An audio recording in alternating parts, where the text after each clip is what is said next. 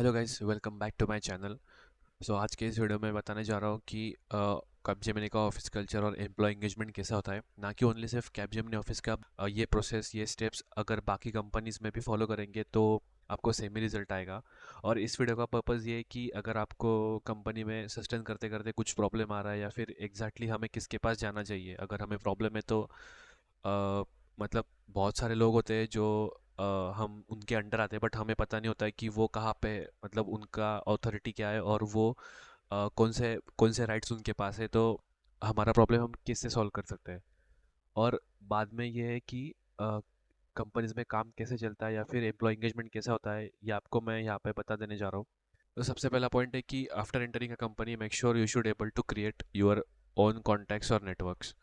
तो गाइस, सबसे पहले ये बात है कि मैं मेरा एक्सपीरियंस से बता देना चाहता हूँ कि जब मैंने लास्ट टाइम, मतलब लास्ट ईयर में जब फर्स्ट टाइम ऑफिस में गया था, तो मैं सीधा हमारा जो बिजनेस यूनिट था, एक बिजनेस यूनिट का एक लास्ट ऊपर वाले फ्लोर पे एक मेन रूम है, या फिर आप बोल सकते हो कि एक मेन फाउंड्री है जहाँ पे मैं बैठता था। और वहाँ पे सब लोग सीनियर्स वगैरह सब लोग बैठते थे, जिनके जो लोकेशन लीड है और जो प्रैक्टिस लीड है, जिनके मतलब जो डिपार्टमेंट हेड है, उनके साथ मैं सीधा बैठता था। और मुझे पता भी नहीं था कि वो डिपार्टमेंट हेड है या फिर लोकेशन लीड है। तो उससे क्या, वो तो एक्चुअली मैं ऐसा मतलब पर्पज से नहीं मेरा कुछ काम था इसलिए मैं बैठा नहीं था, बट ऐसी जगह आप ढूंढ सकते हो और वहाँ पे जाके मतलब कुछ टाइम बिता सकते हो और वहाँ पे कोई ना कोई आपको मिल ही जाएगा।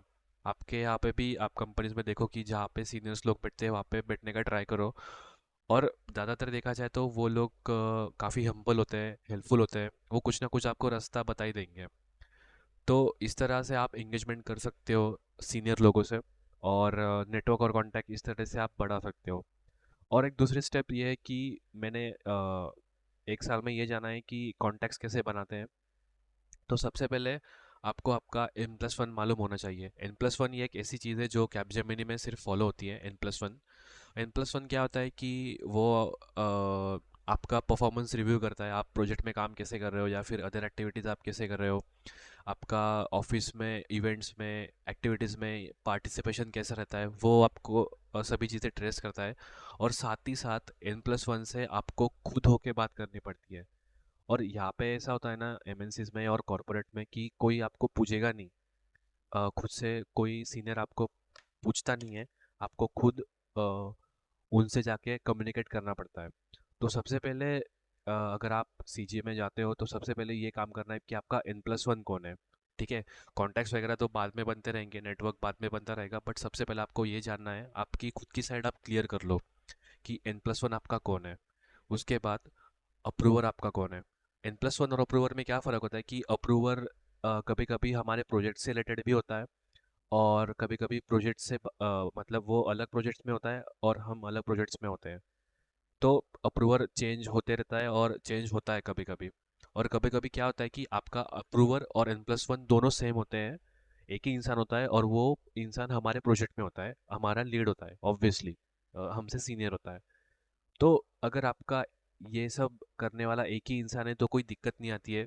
मतलब ज़्यादातर आपको एक ही इंसान होता है तो सिर्फ आपको उससे कम्युनिकेट करना है, और वो प्रोजेक्ट में आ जाते हैं तो दिक्कत ही नहीं है, उससे बातचीत होती रहती है।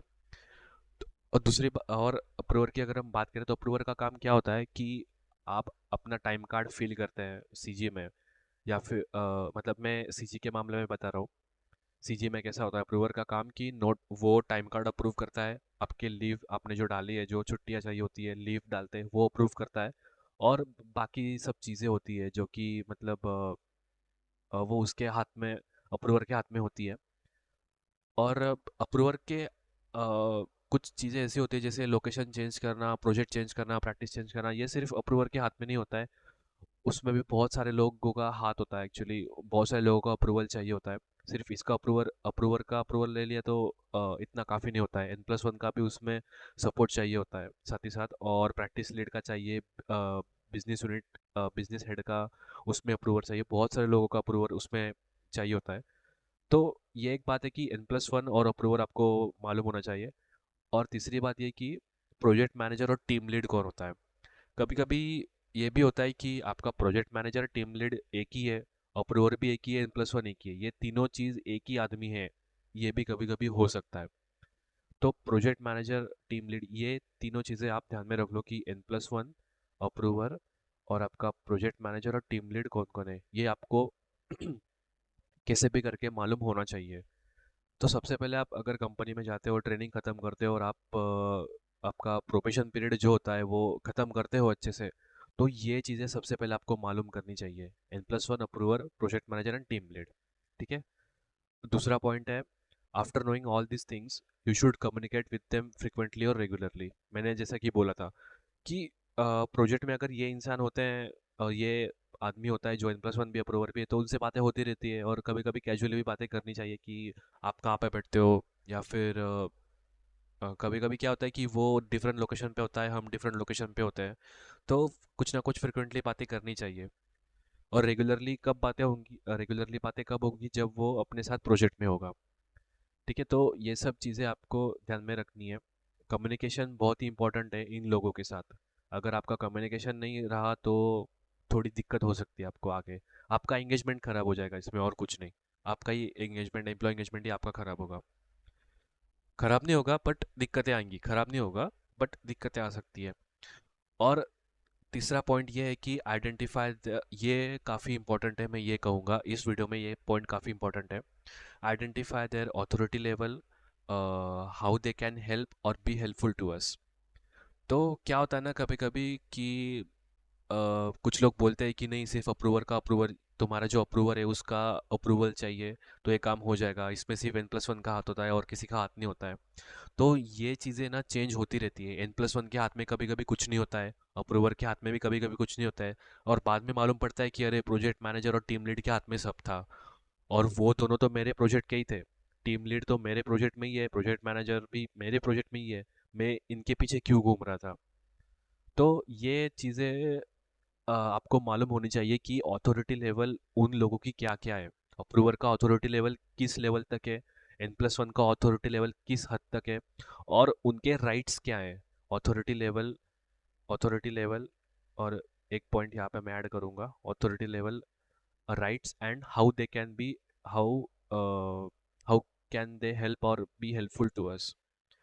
तो ये चीज़ें भी आप, मतलब आपको क्या करना है कि अंदाज़ा लगाना है कि ये आदमी यहाँ तक हेल्प कर सकता है, बाद में किसी और की हमें हेल्प लग सकती है, या फिर हमें वो चीज़ें खुद से निपटनी पड़ेगी। और नहीं तो अगर वो चीज़ हो नहीं रही है तो उसके लिए कुछ स्ट्रॉन्ग रीज़न चाहिए जिससे वो चीज़ें अप्रूव हो जाए, या फिर अपना एंगेजमेंट बढ़े और हम कल्चर में टिके रहे, ऑफिस कल्चर में अच्छे से टिके रहे, सस्टेन कर सकें। तो ये चीज़ें जानना बहुत ही इंपॉर्टेंट है। अथॉरिटी लेवल राइट्स एंड वो किस हद तक अपने को हेल्प कर सकते हैं। नहीं तो क्या होता है कि अपने को पता होता है कि नहीं यार यही करने वाला है, यही करने वाला है, तो ज़्यादा पीछे उनके लगना नहीं है। आपको अगर समझो मुझे अप्रूवर का अप्रूवल चाहिए किसी चीज़ में, और वो मैं उससे अप्रोच कर रहा हूँ और वो दे नहीं रहा है, तो मैं क्या करूँगा, N+1 को बोलूँगा कि आप उनसे बात करो, अब मेरे अप्रूवर से आप बात करो, उनको समझाओ मेरा मेरा मेरा ये इशू है। तो N+1 उसको समझाएगा। अगर N+1 से भी नहीं मान रहा है तो आप प्रोजेक्ट मैनेजर की भी बोल सकते हो, टीम लीड को भी बोल सकते हो कि यार अप्रूवर से मुझे ये सब काम करना है, आप उसको एक बार मेरी तरफ से बोल दो। तो वो चीज़ें आपको करने में हेल्प कर सकता है, अप्रूव करने में हेल्प कर सकता है। कभी कभी वो डायरेक्टली नहीं सुनते तो आपको इन लोगों की हेल्प लेनी पड़ती है। तो ऐसा कभी मत समझना कि यार मुझे प्रोजेक्ट मैनेजर टीम लीड की ज़रूरत थी, मैं इनसे यूं ही बातें कर रहा था। कम्युनिकेशन करना बहुत ही इंपॉर्टेंट है इन तीनों लोगों से, बहुत इंपॉर्टेंट है।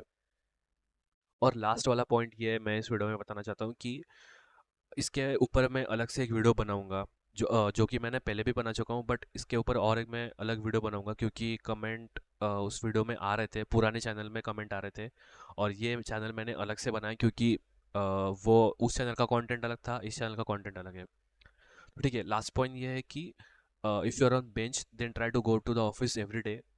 और कभी कभी कुछ ऑफिस में अगर कुछ लोग बेंच पे हैं, कुछ लोग कुछ रिसोर्सेज बेंच पे है, तो उनको ऑफिस 5 डेज जाना कंपलसरी है। अगर हमारे कंपनी में क्या मतलब कैपजेमिनी में कैसा होता है कि अगर आप प्रोजेक्ट पे है या फिर बिलेबल है या फिर आप सिंपली प्रोजेक्ट पे हैं, तो आपको सिर्फ 3 दिन ऑफिस जाना है। 3 दिन आप कैसे भी जा सकते हो, 17 को, 19 को, या 21 को। उसके बाद या फिर 17, 18, 19 बाद में आप घर पे भी रह सकते हो। सिर्फ 3 दिन आपको वीकली, 3 डेज आपको जाना होता है। तो अगर आप बेंच पे और एवरीडे अगर जा रहे हो तो मैं यही कहूँगा कि बहुत सारी चीज़ें होती है अराउंड, जो कि मैंने पहले बताया था कि सीनियर के साथ बैठना चालू करो। वैसे देखा जाए तो अगर आप बेंच पे हो तो किसी से ज़्यादा एक्सपोज नहीं होना चाहिए, नहीं तो बैड इंप्रेशन पड़ता है। और बट मैं यही कहूँगा कि अगर आपको स्पेसिफिक टेक्नोलॉजी में ही काम करना है या फिर किसी भी टेक्नोलॉजी में काम करना है तो आप बिंदास्त हैं, आपको कोई भी टेक्नोलॉजी पे काम चलेगा, कोई भी प्रोजेक्ट चल जाएगा, तो आराम से किसी के साथ भी आप बैठ सकते हो। तो इससे क्या होता है कि कम्युनिकेशन बढ़ता है, कॉन्टैक्ट्स बढ़ता है, और आपको अगर आगे चल के कोई दिक्कत आती है तो आप उनसे सीधा कॉन्टैक्ट कर सकते हो। तो ये चीज़ें हैं गाइस जो आपको ध्यान में रखनी है। और मेरे ख्याल से ये पॉइंट्स बहुत कम है। मैं ज़्यादा पॉइंट मैं डालने वाला था इसमें, बट आपको ज़्यादा कन्फ्यूजन हो जाएगा, इसलिए मैंने कुछ ज़्यादा डाला नहीं है। और ना मैं ये कहूँगा कि ना कि ये चीज़ सिर्फ कैपजेमिनी के लिए, हर एक कंपनी के लिए ये चीज़ अप्लाई होती है। थोड़े बहुत चीज़ें अलग होंगी, मतलब उसमें अप्रूवर नहीं होगा, N+1 नहीं होगा, N+1 होगा, अप्रूवर नहीं होगा, सिर्फ प्रोजेक्ट मैनेजर टीम लीड होंगे जो सीधा CEO को रिपोर्ट करते हैं। ऐसा भी हो सकता है कुछ कंपनीज में, बट नॉर्मली बात करूँ तो यही होता है। अगर आप ये चीज़ें फॉलो करते हो तो आप अच्छे से सस्टेन कर सकते हैं, ऑफिस कल्चर में टिक सकते हैं, और आपका एम्प्लॉय एंगेजमेंट बढ़ सकता है। ठीक है, तो ये चीज़ें आपको ध्यान में रखनी है। अगली बार मैं एक वीडियो बनाऊंगा इसके रिलेटेड ही। और मैं एक नई प्लेलिस्ट सोच रहा हूँ नया चालू करने के लिए। अगर आपको इस वीडियो में कुछ दिक्कत है तो आप please feel free to comment on my video. And if you are new to this channel so please like share and subscribe. ऐसे ही मैं वीडियोस में डालते रहूँगा। और मुझे देखा जाए तो अभी मैं मतलब इसके ऊपर भी एक अलग से मेरे खुद के ऊपर भी मैं वीडियो बनाऊँगा कि याद मतलब इसमें कहाँ से आया।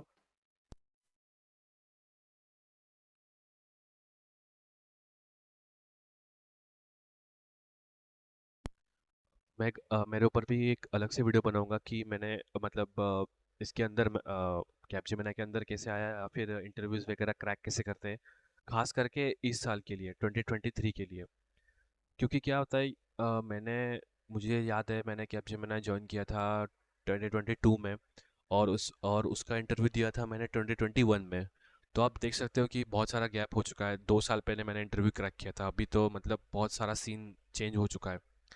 तो आगे मैं ऐसे वीडियो लाते रहूँगा। अगर आपको किसी स्पेसिफिक लेवल पे, स्पेसिफिक सब्जेक्ट पे अगर वीडियो चाहिए इसके रिलेटेड, कंपनीज के रिलेटेड, तो आप प्लीज़ मुझे बताइए कमेंट में। मैं आपको अगली बार वो सब चीज़ें, इंफॉर्मेशन इकट्ठा करके सब चीज़ें आपके सामने लाऊंगा। और मैंने किस किस प्रोजेक्ट पे काम किया है और उसका एक्सपीरियंस कैसा रहा है वो भी मैं जल्द अगले वीडियो में आपको बताऊंगा। तब तक के लिए चैनल को लाइक कीजिए, शेयर कीजिए, सब्सक्राइब कीजिए। मिलते हैं फिर अगले वीडियो में। तब तक के लिए goodbye, bye bye, take care.